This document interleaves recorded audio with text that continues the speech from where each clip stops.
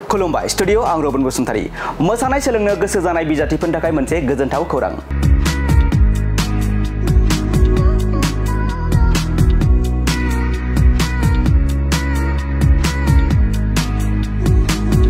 चिरां जिल्लानि सिङाव थानाय बेंटल ओनसोलनि हाइले रुमबां डान्स एकाडेमीनि फोरोंगिरि बिथेन कारजिया बेंटल ओनसोलनि मोसानो मोजां मोनग्रा बिजाथिफोरनो बेंटलनि VCDC हलाव बेसेन नाङाजासे मोसानाय फोरोंथाय होनो थाखाय साखाफारा जादों।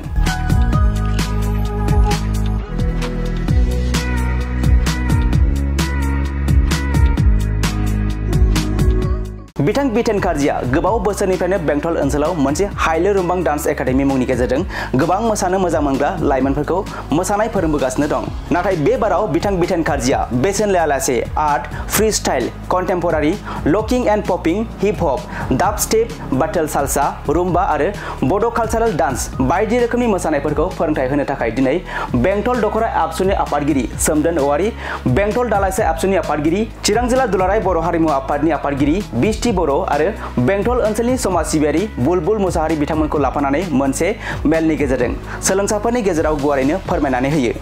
मोसानाय सोलोंनो गोसो जानाय बिथांमोना 9678592813 बे जानबुं अनजिमायाव फोनांजाब खालामनो हागोन। बिसेसকৈ आं बेवहाय लेंहरजानानै जोबोद गावखौनो गोजोननाय मोनदों। मानो होनब्ला खोनानायजों लोगोसे आं रंजाखांदों। रंजानाय बाथ्राया बेनो बिथाङा दि दानि मुगायावबो बे रोखोम फ्रि अफ कस्ट बे रोखोम फ्रियावनो मोसानाय फोरोंनो नागिरदों। आं बेखौ नुनानै जोबोद रंजाखांदों आरो बिथांखौ रोजा रोजा गोसो गोरबोयै सिंनिफ्राय आं साबायखर बावदों। बे रोखोम दाबो जोंनि गेजेराव सुबुं थांनानै दङ। सुबुं अनफावरि हिसाबै आं बिथांखौ हामबाय होनग्रोयो। आरो नैथियाव आं बिथांनि थाखाय इसोरनि आर'ज गाबनाया बेनो बिथाङा जेब्लायबो जेन' बे रोखोम प्रग्रामफोरखौ बेबायदि थांखिफोर लानानै बे रोखोम जोंनि गोग्लैसोनानै थानाय बे ओनसोलनि सुबुंफोरखौ बेबायदिनो मोनफा मोनफा रोंगौथि होनायजों लोगोसे दिनै एसे गाबोन एसे बेबायदिनो कम्पिटिसनफ्राव लांनायनि गेजेरजों सानसे समाव मुलुग दरबारसिम लांनो हागोन होननानै आं आसा आरो मिजिं थिनायनि गेजेरजों बिथांखौ आरोबाव खनसे साबायखर बावनायजों लोगोसे आं हामबाय होनो। बेखाराव ओरैनो सोरबा जौ जुवाजों गेलेना थानाय माखासे लाइमोनफ्रा सेंग्राफ्रा बिसिनि बिदि मोसानायनो गेलेनायनो बायदि बायदि बिथिङाव इन्टारेस्ट खालामनायखौ नुनो मोना। नोंथांनि फारसेनिफ्राय मा खावलायनोसै? बे बुस्थुखौ लानानै आङो दहायबो बे मिथिंनि गेजेरजोंनो आं उन्दैफोरखौ बानजायदों। जोंनि दानि जौगाफुनाय गथ'फ्रा गेलेनाय दामनाय देनायजों सम नागारालासिनो दिनै मा जानो थांगासिनो दङ जोंनिया बे रोखोम गाज्रि जानाय लोंनाय गाज्रि जौ जुवा फेनाय मुवाफोरजों गोग्लैसोना थानाय लामा सामा एक्सिडेन्ट जानानै थैगोमाबायनाय बेबायदिनो गोदाव सोराव हिनजावसाफ्राबो बे रोखोमनो सेम जोंनि जोहोलावफ्रा जेरै सेम जानो थांगासिनो दङ। दिनै बे बिथिङाव आङो बेखौनो बुंनो हास्थायदों सासे गारजेन जानानै दिनै जाय ब्रिटेन इस्लारि बिथाङा जेरैबायदि जि थांखिखौ लादों खारजिसोमोना सरि दिनै जि थांखिखौ लानानै बिथेन कारजि बिथाङा बेवहाय फ्रि अफ कस्ट 7 बोसोरनिफ्राय लानानै 50 बोसोरसिम बेफोरबायदियाव जुदि बै गथ'फ्रा जुदि एंगेज जानानै थायोमोनब्ला निस्सय जोंनि बिमा बिफा जोंनि गारजेनफ्रा निस्सय रंजानायखौ मोनगौमोन। आसा खालामदों जोंनि जि माखासे जोंहा हारिनि दैदेनगिरिफोर दङ आरो बे रोखोमनि गामि समाजारि दैदेनगिरिफोर दङ। आं आसा खालामदों दिनैनि बे नोंथांमोननि मिडियानि गेजेरजों आं बेखौ खावलायनो नागिरदों गामिनि दैदेनगिरिफ्रा जेन' मिटिंफोर खालामनायनि गेजेरजों बैफोरखौ होबथानायल' नङा बैसोरखौ होबथानायजों लोगोसे माखासे एंगेजआव खालामनो जेरैहाय मोसानाय बेबायदिनो दामनाय देनाय बे रोखोमाव बेबायदिनो टिउसन फरायनायाव मोजां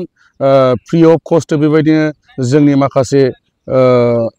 दैदेनगिरिफोरा बेबायदिनो गोसोखांलायनानै फोरोंनाय हाबाफारिफोर लानानै जुदि बिसोरखौ एंगेजआव दोननो हायोबा आसा खालामदों आङो सानसे बेलासे बे गाज्रि जानाय लोंनाय गाज्रि बारहावाया जोंनि गेजेरनिफ्राय जोबस्रांगोन होननानै। मुसुरनायजों लोगोसे माखासे जोंनि समाजाव दासिमबो थांनानै थानायनि जेबो राहा लामा गैया होननानै आवगायनो नागिरा। बेसिकेलि मोसानायनि मुसुरनायनि बेलायाव माबायदि इनकाम जायो आरो माबायदि सिनायथि मोनो नोंथांनि बेलायाव? बेथ' भुल। मोसानाय मुसुरनायजों थांनानै थानो हाया होननाया बे भुल। मानो होनोब्ला जोंनि मेगनफोरजों जों नुगासिनो दं दिनैहाय जोंनि गेजेराव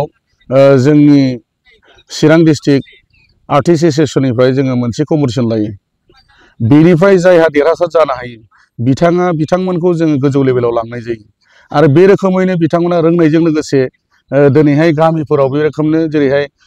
बिथेन कार्जिया जेरैबायदि दिनै फोरोंगासिनो दङ बेबायदिनो साफा साफा बिसोरबो फोरोंगिरि हिसाबै थांनानै दङ आरो फोरोंनायजों लोगोसे बिसोरो बेबायदिनो गावसोर जेरै रोंबोदोंमोन बिसोरबो इयुन जोलैफोरखौ बेबायदिनो बोखांबोगासिनो दङ जोङो जोंनि बर'नि मुंदांखा जोङो फार्स्ट जोंनि नायल' जाल' बै टाइमाव मोननो हानाय प्रनिता मुसाहारिखौ नोजोर बोनानै जों नायोब्ला नुनो हायो आरो बेबायदिनो गोबां जोंहा मोसाखावरिफोर दङ मा होनो गेलेनाय आयदाफोराव जोंहा गोबां बर' आइजोफ्रा जौगानानै दङ बिथांमोनखौ जों नोजोर होनो गोनां भुल जागोन दि बियो जोंनि मोसानाय दामनाय देनायफोरजों जोङो थांनानै थानो हाया होननाया गिदिर भुल जागोन जोंनि बर'नि गेजेराव जोंनि बर'नि दावमैना आब' सुलेखा बिग्राय गौतममोन बुंनो थाङोब्ला दिनै जोंनि गेजेराव सिंगारानो गैबावा खम जोंनि आइजो सिंगारफोरनि गेजेराव नोङो नायनो थाङोब्ला गोबां खम जोहोलाव सिंगारफोरनि गेजेराव गोबां खम दानि गोदानै उजिबोनाय गथ'फ्राथ' फ्राय गैयानो जों नुवानो बे हिसाबै आं आसा खालामो जोंहा गासिबावबो जोंनो थांनानै थानो थाखाय लामा दङ आरो बे खोथाखौ जेन' बुङा जोंनि हारिमुवारि दामनाय देनायजों जोङो थांनानै थानो हाया होननाया बियो नंखाय आरो बे माब्लाबाबो जानो हाया बेथ' जोबोद मोजांनि बाथ्रा आं दिनै बिथांनि जे बेबादि थांखि बे थांखिखौ लानानै जे दिनै बिथाङा दिनै बेखेवदों बेवहाय आङो बिथांनि जे हायले रुंबां डेन्स एकाडेमि होननाय मोनसे गाव बिमुं दोननानै जे हारसिङैनो बिथाङा जे बे थांखिखौ मावफुंनो गोसो मोदोम जिउ होनानै आवगायबोदों बिनि थाखाय आं बिथांखौ गिबियावनो आं साबायखर बावग्रोयो बियो मोनसे जोंनि बर' हारिनि जे बर'नि दोरोङारि हारिमु जाय बर'नि दोरोङारि बे हारिमु बागुरुम्बा मोसानाय दावस्रि देलाय मोसानाय बारदै सिख्ला मोसानाय बिदिनो गुबुन गुबुन बर'नि जे दोरोङारि मोसानाय आयदाफोर दं बे आयदाफोरखौ लानानै जे बिथाङा मोनसे बेसेन नाङै मोनसे फोरोंनाय मावबादा खालामदों दा बिथांखौ जोङो बर' हारिमुनि आफादनि जानानै जों गिबियावनो रोजा रोजा साबायखरखौ जासिबाय आरो बिथांनि बे थांखिया जाहाथे जाफुङो आरो बे बेंटल हालामनि जे गुबुन गुबुन आफादाव थानाय जेरै दुलाराय बर' फरायसा आफाद आरो बेनिफ्राय जोंनि बर' समाज आफाद गावबुरा आफाद बिथांमोनहाबो जाहाथे माबा मोनसे नङा माबा मोनसे नांगौ समाव हेफाजाब एसे जाहाथे होलायो आं बिनि थाखाय आं जोंनि बे बेंटल हालामनि जे दैदेनगिरि गिदिरमा बिथांमोनखौबो आं नोंथांमोननि चेनेलनि गेजेरजों आं खावलायहरनाय जाबाय लाइमोनफोरखौ मा खावलायहरनो सानदों बाहागो लानो लाइमोनफोरखौथ' जे जोंनि बर' हारियाव जे गोदोनिफ्राय सोलिबोनाय जे बर' हारिया जेब्लानिफ्राय जोङो जोनोम जाबोजेनदों बे बर' हारि जोनोम जानायजों लोगोसेनो जोङो जे जोंजों फैफाखानाय जे दोरोङारि जे जोंनि मोनसे हारिमु दङ बे हारिमुखौ जाहाथे जों बावलाङा गोदोनिफ्राय जेरै फैदों बेनिफ्राय आरो साबसिनै जाहाथे जोङो गोरायै जोङो लाखिनो हायो आरो बेखौ लाखिनांगौब्ला जे जोंनि हारिमुखौ जों लाखिनांगौब्ला अराय सम जेब्लासिम बर' हारिया थागोन अब्लासिम जों हारिमुखौ लाखिनांगौब्ला बांसिनै दानि लाइमोनफोरनि सायावनो सोनारो बेनिखायनो लाइमोनफोरखौ जि एसे हायो जे जोंनि दोरोङारि बर'नि जे कालचार हारिमु दा बेखौ जोङो